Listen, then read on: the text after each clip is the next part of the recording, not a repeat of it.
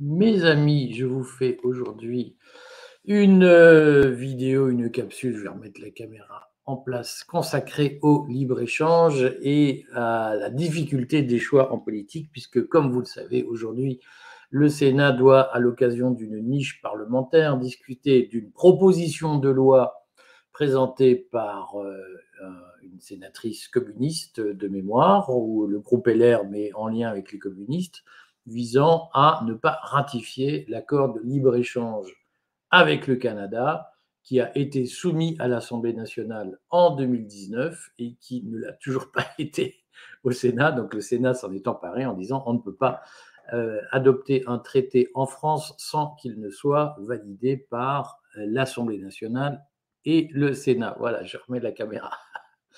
Et donc, ça pose un petit problème puisque manifestement, il y a un certain nombre de risques pour que le traité de libre-échange avec le Canada soit rejeté par le Sénat, ce qui poserait des problèmes juridiques extrêmement lourds et des problèmes économiques encore plus lourds.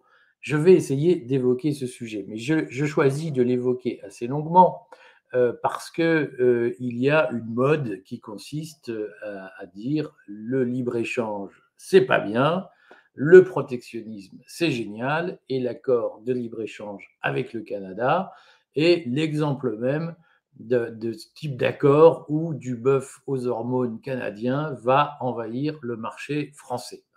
Pour la petite histoire, ce traité avec le Canada est appliqué depuis, à titre provisoire depuis 2019 et donc, l'intérêt de ce traité, c'est qu'au fond, on a du recul sur son application, même si ce recul a été un peu biaisé par les événements du Covid qui ont interrompu le fonctionnement économique normal. Mais c'est une affaire tout à fait passionnante parce que ça permet de passer au tamis de la réalité, en quelque sorte, ce discours très simpliste qu'on lit partout, qu'on entend partout, euh, à mon avis, avec des manipulations un peu dans tous les sens, mes discours qui consistent à dire le libre-échange, c'est l'horreur, c'est le libéralisme, c'est le capital, c'est le profit, c'est la mondialisation. Le protectionnisme, au contraire, c'est bien. Moi, là-dessus, je pense que la réalité, elle est beaucoup plus compliquée, que le libre-échange, on l'a pratiqué avant les années 30, on ne parlait pas de mondialisation à l'époque, donc on peut dissocier la question de la mondialisation et la question du protectionnisme, et que par ailleurs, le protectionnisme, de mon point de vue, il se fait systématiquement au détriment des ménages, des particuliers, des consommateurs. Mais on va essayer de vérifier cette affaire avec le commerce extérieur avec le Canada, puisque le CETA, il est question du CETA, est un accord qui est passé avec le Canada. Alors, pour vérifier tout ça, j'ai repris quelques chiffres, je vais même les mettre en grand. J'ai repris les derniers chiffres du Trésor, donc qui courent jusqu'en 2023, la Direction générale du Trésor, sur l'évolution du commerce de biens entre la France et le Canada. Et donc, on voit que, si vous regardez bien, jusqu'au traité de libre-échange, il y a eu une progression relativement lente du commerce de biens français vers le Canada, et c'est la ligne bleue. Et la ligne jaune, c'est la progression des exportations canadiennes en France. Et puis, vous avez des petits bâtonnets. Les bâtonnets rouges, c'est quand nous sommes en situation de déficit par rapport au Canada. Le bâtonnet vert, c'est quand nous sommes en situation d'excédent. Alors, comme vous le voyez, l'affaire du Covid a un peu biaisé la situation puisque nous avons enregistré pour la première fois depuis 2014 un déficit important d'ailleurs dans le commerce extérieur avec le Canada en 2021 et que nous nous sommes repris en 2022. Mais que globalement, ce qu'on peut dire, c'est deux choses, c'est que structurellement, la France est en situation excédentaire dans son commerce avec le Canada depuis 2013. L'excédent revient régulièrement. Et deuxièmement, on constate que, effectivement, depuis l'entrée en vigueur du traité de libre-échange, eh bien, avec le Canada, eh bien, les exportations comme les importations ont sensiblement augmenté dans le domaine du commerce des biens. Donc, nous étions autour d'une valeur approximative de 3 milliards par an de commerce de biens avec le Canada, nous sommes passés à plus de 4 milliards. On touche aux 4 milliards 5. C'est-à-dire que globalement, on peut dire que le commerce de biens a augmenté d'environ 50% avec le Canada depuis la signature du traité de libre-échange. Ça, c'est pour le commerce de biens. Ne jamais oublier le commerce de services, c'est-à-dire les services bancaires, les échanges intellectuels, le conseil, un certain nombre de prestations qui sont délivrées, qui ne relèvent pas du bien consommable en tant que tel, du bien matériel.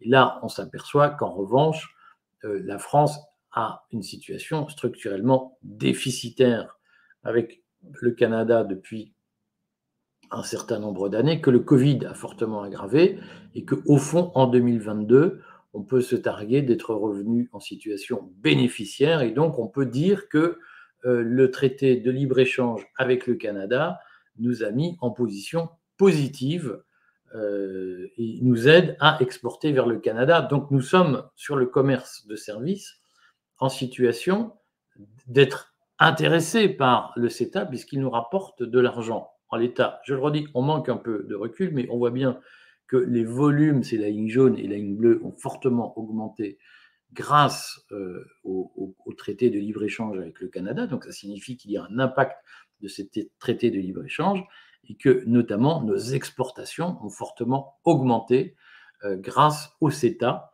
alors que d'une manière générale, elles oscillaient entre 2 et 3 milliards d'euros par an.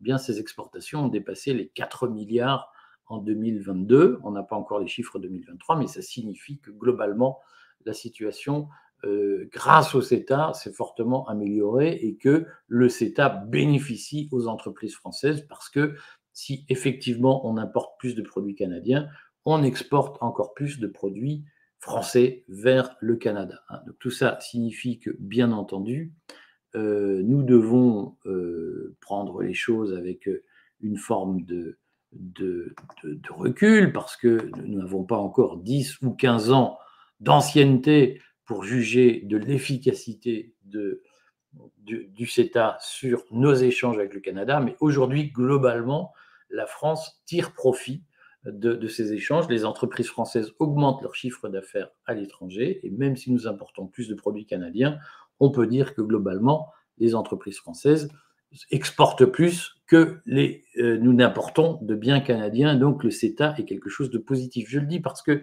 je vois bien l'obsession. Ah oui, mais les petits paysans vont souffrir du bœuf canadien. C'est beaucoup plus compliqué que ça. Nous allons rentrer dans le détail de ce que ça signifie. Mais vous voyez bien que globalement, si certains secteurs de l'économie sont perdants en matière de CETA, en matière de libre-échange avec le Canada, d'autres sont gagnants.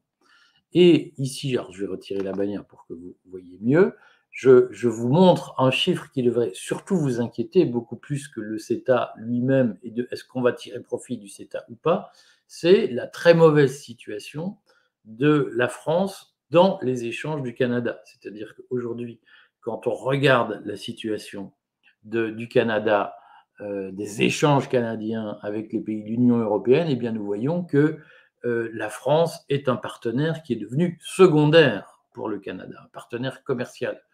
C'est-à-dire que le premier partenaire du Canada, c'est l'Allemagne avec 23% des échanges bilatéraux, les Pays-Bas ensuite, l'Italie, la Belgique, et la France ne vient qu'en 5e position. Ça pose un vrai problème.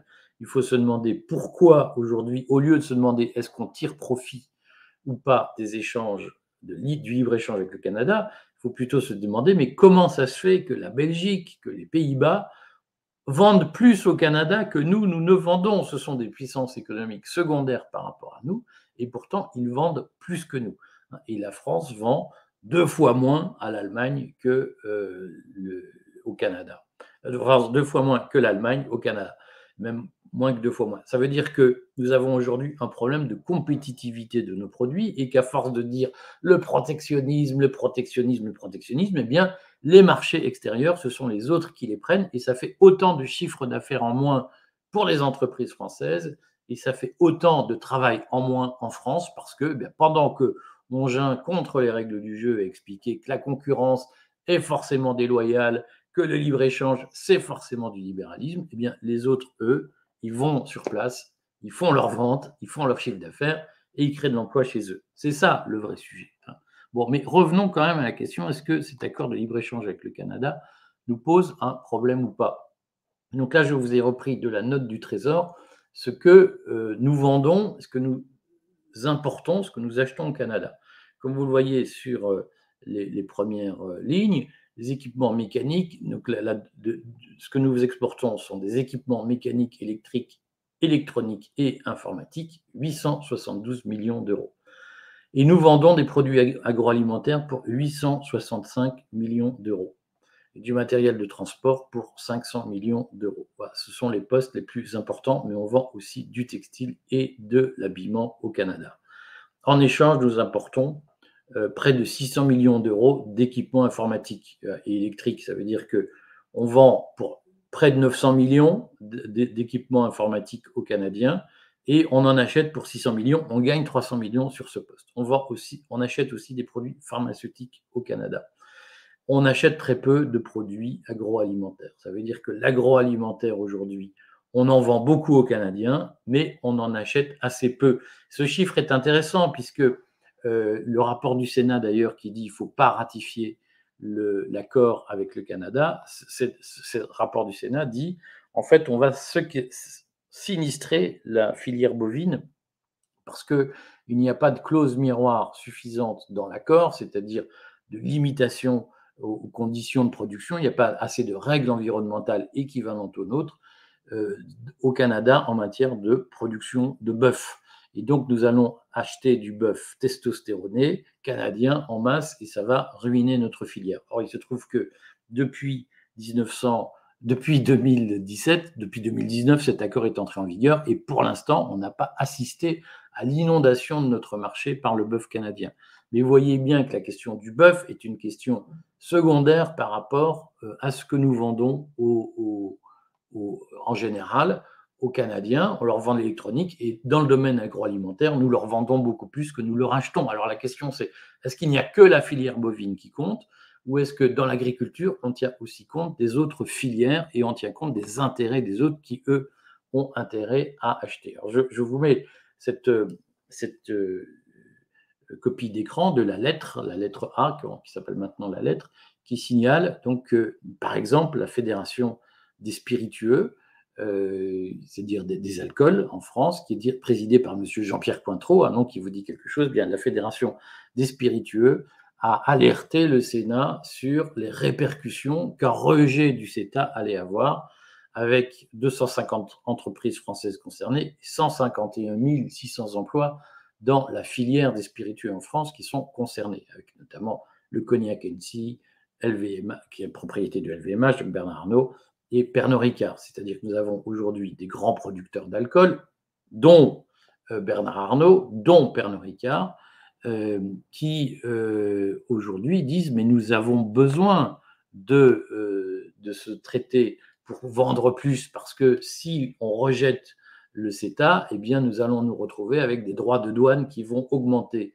les prix de vente de nos marchandises au Canada et ça va diminuer la consommation de nos produits au Canada, donc ça va diminuer notre chiffre d'affaires. Et ce que je voudrais dire aujourd'hui de façon très simple, c'est que le CETA, donc le traité de libre-échange avec le Canada, pose très utilement cette question simple. D'un côté, on a la peur d'une concurrence faite au bœuf français par le bœuf canadien. Avec le bœuf canadien, ils peuvent utiliser des hormones et le bœuf français, c'est interdit. Et donc, nous allons avoir un bœuf canadien moins cher qui va venir concurrencer le bœuf français avec des normes moins lourdes au Canada qu'en France. Et donc, la concurrence est déloyale. Alors, pour l'instant, ça ne s'est pas vu dans les chiffres, mais supposons que la filière bovine soit attaquée en France par le bœuf canadien. Vous voyez bien qu'en contrepartie, il y a des filières agricoles, mais aussi des filières industrielles, l'électronique, le transport, la fabrication de trains, etc. Vous voyez bien qu'il y a des filières qui sont gagnantes. Et les filières gagnantes, ce n'est pas que hors agriculture. Il y a des filières agricoles en France, celle de l'alcool qui est très importante, du vin, celle du fromage. Les producteurs de fromage ont dit, mais si vous supprimez le CETA, eh bien, il va y avoir 200% de droits de douane sur les fromages français au Canada, alors qu'à avec le CETA, il n'y a plus de droits de douane, il y a une reconnaissance de nos appellations d'origine contrôlée. Donc nous, producteurs de fromage, nous avons intérêt au CETA. Ça veut dire qu'aujourd'hui, le sujet, contrairement à ce que monsieur et madame Michu croient et contrairement à ce qu'on les nourrit dans leurs croyances, hein, le sujet, ce n'est pas le bien ou le mal. Le sujet, ce n'est pas le protectionnisme, c'est bien ou c'est mal. On est pour ou contre. Ce n'est pas ça le sujet, hein. Le sujet en politique n'est pas de choisir entre une couleur ou l'autre. Le monde n'est pas manichéen. Je sais que plein de gens imaginent que faire de la politique, c'est être moral, et que pour faire de la politique, il faut être quelqu'un qui défend le bien contre le mal. Cette idée débile que je combats, elle est complètement à côté de vos pompes. Parce que vous voyez bien que dans le cas du CETA, il ne s'agit pas de choisir entre le bon protectionnisme et le mauvais libre-échange. Supposons même que l'accord de libre-échange nuise à la filière bovine française, eh bien, le sujet, il est de choisir entre le destin de producteurs bovins qui vont souffrir ou le destin de producteurs d'alcool, de producteurs de fromage qui vont souffrir si on leur diminue leur chiffre d'affaires en n'adoptant pas le CETA, en rejetant le CETA. Donc le sujet, ce n'est pas le bien ou le mal. Le sujet, c'est de faire le moins mauvais choix possible. Dans tous les cas, le choix sera imparfait. Et ce que je voudrais faire comprendre aux gens, c'est que la politique, ce n'est pas choisir le bien ou le mal. La politique, c'est toujours choisir le moindre mal. Parce que quel que soit le choix qu'on fait, il aura des inconvénients. Et quel que soit le choix qu'on fait, il y aura des mécontents. Et le sujet, en l'espèce, si on accepte de sortir de cette espèce de croyance qu'il faudrait interroger, selon laquelle le petit producteur agricole, dont personne ne va voir s'il est honnête ou pas, s'il est viable ou pas, il faut sortir cette idée que le petit producteur agricole est un saint homme et que l'industrie, c'est le mal. En fait, il se trouve que s'il y a des emplois en France, s'il y a de l'argent pour payer la sécurité sociale, s'il y a de l'argent pour investir, pour proposer de l'emploi, c'est parce que nous sommes capables de faire du chiffre d'affaires, parce que nos entreprises sont capables de faire du chiffre d'affaires. Et aujourd'hui, le chiffre d'affaires des entreprises, il se fait très souvent à l'étranger, par l'exportation. Et que si on commence à expliquer que l'exportation, c'est mal, le libre-échange, c'est mal, il faut du protectionnisme partout, eh bien, si on dit, nous, on veut du protectionnisme sur les produits canadiens, c'est tout, monsieur. Les Canadiens, ils mettent du protectionnisme sur nos produits. Ça veut dire que les producteurs de fromage, ils vont moins vendre. Ça veut dire que les producteurs d'alcool, ils vont moins vendre. Voilà. Et que le petit producteur de fromage du comté ou de Roquefort, eh bien, il vendra moins. Et en quoi les intérêts d'un producteur de bœuf, d'un éleveur de bœuf, sont plus importants que les intérêts d'un producteur de Roquefort ou de comté? Est-ce que vous pouvez me l'expliquer? Et donc, votre sujet, ce n'est pas le bon petit producteur contre les méchants industriels. Votre sujet, c'est de choisir entre le petit producteur de bœuf et le petit producteur de fromage. Lequel est le mieux? Et donc, vous voyez bien que ce n'est pas un sujet de bien ou de mal. On ne peut pas faire de la politique avec de la morale. Le seul sujet que nous devons traiter, c'est l'efficacité et la défense de l'intérêt général. Et ce qu'il faut avoir à l'esprit, c'est que, d'une manière générale, la France vend beaucoup plus de produits agricoles au Canada que nous n'achetons de produits canadiens. Deuxièmement, on n'a pas vu depuis 2019 une augmentation massive des importations de bœuf canadien. Donc aujourd'hui, rien ne crédibilise, ne valide la position des éleveurs de bovins français disant le libre-échange, c'est l'horreur. Rien ne le justifie. Et surtout, ce qu'on voit, c'est que on vend pour 600 millions, c'est ça, de produits agroalimentaires aux Canadiens. On leur vend pour 900 millions de matériel informatique. Alors quoi? On explique que dans la vie, le seul sujet, le seul enjeu stratégique de la France, c'est le petit producteur de bœuf.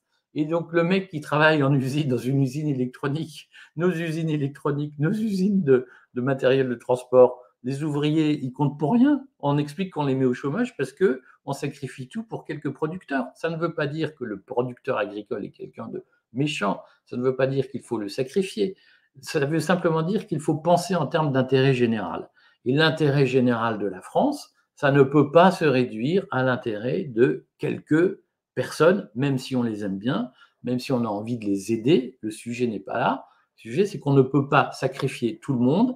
Et puis après, je sais ce qui va se passer, c'est qu'on va fermer des usines, on y reviendra.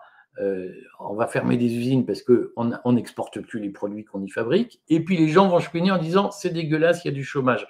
Oui, mais quand il y avait la possibilité de signer des accords pour faciliter les exportations, vous avez expliqué que vous n'en vouliez pas. Alors, vous voulez quoi? Je le dis parce que plein de gens pensent la politique avec moi, je suis pour le bien, le petit producteur, c'est un brave gars, l'agriculture, c'est génial, et donc on défend. Ah, non, on est pour le protectionnisme. Ben, c'est plus compliqué que ça parce qu'en réalité, il y a des paysans en France qui ont besoin de vendre à l'étranger. Il y a des producteurs de fromage qui ont besoin d'accords de libre-échange. Il y a des producteurs de vin qui ont besoin d'accords de libre-échange pour vendre, pour faire du chiffre d'affaires, pour payer leurs salariés. Eh bien, eux aussi, il faut tenir compte de leurs intérêts. Voilà. Je le redis, la politique, ce n'est pas une série Netflix avec le bien d'un côté et le mal de l'autre. La politique, c'est toujours faire un choix imparfait et le choix le moins pire, c'est celui qui nuit le moins à l'intérêt général du pays. Croyez-moi, mes amis, et là-dessus, posez-moi vos questions, qu'on discute, qu'on continue à discuter de cette affaire entre nous. Posez-moi, j'y répondrai en commentaire. À bientôt.